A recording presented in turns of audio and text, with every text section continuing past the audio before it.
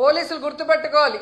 ఈరోజు లోకేష్ చంద్రబాబు నాయుడు మాటలు విని రెడ్ బుక్ రాజ్యాంగాన్ని అమలు చేస్తున్న పోలీస్ ఆఫీసర్స్ ఇది మీరు అర్థం చేసుకోవాలి. తప్పు చేయని ఆంజనేయులు గారిని ఈ విధంగా అరెస్ట్ చేసి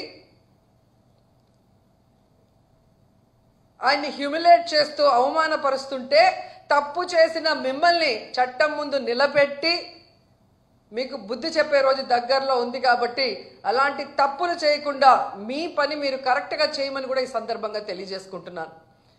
ఎందుకంటే ఏదో కిరీటం పెట్టేస్తారు చంద్రబాబు నాయుడు లోకేష్ అని చెప్పి చాలా చోట్ల పోలీసులు పెద్ద స్థాయి నుంచి కింద స్థాయి వరకు అందరూ కూడా వన్ సైడ్గా తప్పుడు సాక్ష్యాల్ని సృష్టించి తప్పుడు కేసులు పెట్టి ఏ విధంగా అరెస్ట్ చేసి పైశాచిక ఆనందం పొందుతున్నారో వాళ్ళందరినీ కూడా హెచ్చరిస్తున్నా.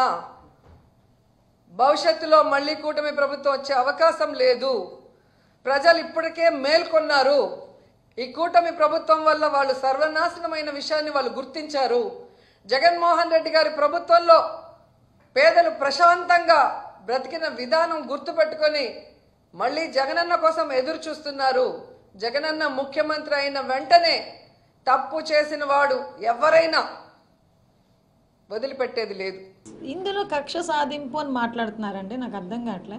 జత్వానీ గారి కేసులో మీకు తెలుసు, ఆవిడని ఇంతకుముందు ఏదో ఇబ్బంది పెట్టారని చెప్పేసి ఒక లేడీ బయటకు వచ్చి ఎక్కడో పక్క రాష్ట్రం నుంచి మన పోలీస్ డిపార్ట్మెంట్ మీద నమ్మకంతో, ఈరోజు ఎన్డీఏ గవర్నమెంట్ మీద నమ్మకంతో ఆ రోజు వచ్చి మనకు ఒక కంప్లైంట్ ఇచ్చిన తర్వాత దాని మీద విచారణ జరిగిన తర్వాత ఆ విచారణ నేపథ్యంలో కొంతమంది ఐపీఎస్ ఆఫీసర్స్ అందులో ఇన్వాల్వ్ అయ్యారని సంగతి తెలిసి వాళ్ళందరినీ కూడా కేసులు పెట్టి సస్పెండ్ చేయడం జరిగింది. అందులో భాగంగానే విద్యాసాగర్ అనేవాడు కూడా అరెస్ట్ చేసి ఆ రోజు పెట్టుకోవడం జరిగింది. ఓవరాల్గా 7A1 నుంచి A7 వరకు ఉన్నారు. చాలామంది వాళ్ళు తప్పు చేయలేదని ఫీలింగ్ ఉంటే ఎందుకు యాంటిసిపేటరీ బెయిల్ తెచ్చుకుంటారు? అందులో చాలామంది యాంటిసిపేటరీ బెయిల్ కూడా తెచ్చుకొని ఉన్నారు. ఈరోజు ఎవరైతే మాజీ ఇంటెలిజెన్స్ చీఫ్ ఎవరైతే ఉన్నారో ఆంజనేయులు గారు, ఆయన కూడా సీతారామ ఆంజనేయులు, ఏఎస్ఆర్ ఆంజనేయులు, వైఎస్ఆర్ ఆంజనేయులు, ఏదొక ఆంజనేయులు, ఆయన కూడా ఈరోజు ఆ విషయంలోనే ఈరోజు అతన్ని కూడా అరెస్ట్ చేయడం జరిగింది. సో మేమంతా పారదర్శకంగా వెళ్తున్నాం. మాకు ఎవిడెన్స్ లేకుండా డిపార్ట్మెంట్ వాళ్ళు ఏ చర్యలకి ముందుకు వెళ్ళరు.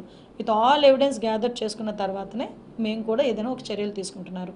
విషయం ఏంటంటే ఈ విచారణకి మాత్రం అందరూ కూడా సహకరించాల్సిందిగా కోరుకుంటున్నారు. గత 5 సంవత్సరాల్లో జరిగిన ఏదైతే ఆనాటి ప్రభుత్వ హయాంలో జరిగిన విషయాలపై యాక్షన్ త్వరగా జరగట్లేదు అనేది ఒక వర్గం వాదన.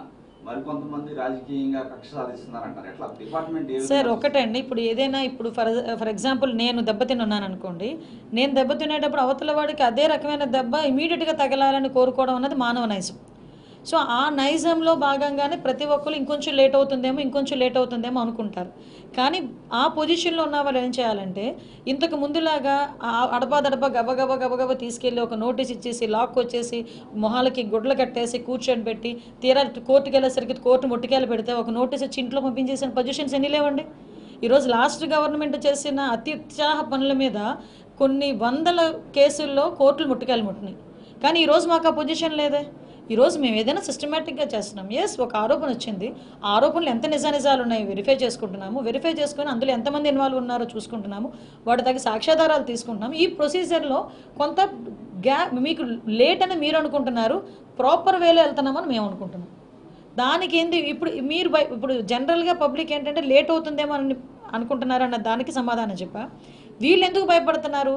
ఈరోజు సిట్ విచారణ జరుగుతుంది మద్యం విషయంలో, ఈ మొత్తం అన్ని ఇష్యూస్లోని కూడా విచారణలు జరుగుతున్నాయి. ఎక్కడో అక్కడ భయపడుతున్నారు కాబట్టే కదా రాజకీయంగా మమ్మల్ని హింసించేస్తారని మాట్లాడుతున్నారు. రాజకీయ హింస అన్నది పరాకాష్ఠకి వెళ్ళింది మాత్రం 19 to 24 ఆ పీరియడ్. మేము ఈ రోజు వరకు రాజకీయ కక్షలు పెట్టుకోలేదు. ఒక థీమ్ పెట్టుకున్నాం, ప్రజలకు ఉపయోగపడాలి, తప్పు చేసినప్పుడు ఎవరికైనా శిక్ష పడాలి. ఇదే థింకింగ్తో వెళ్తున్నాం, ఇదే థీమ్తో మేము వెళ్తున్నాం.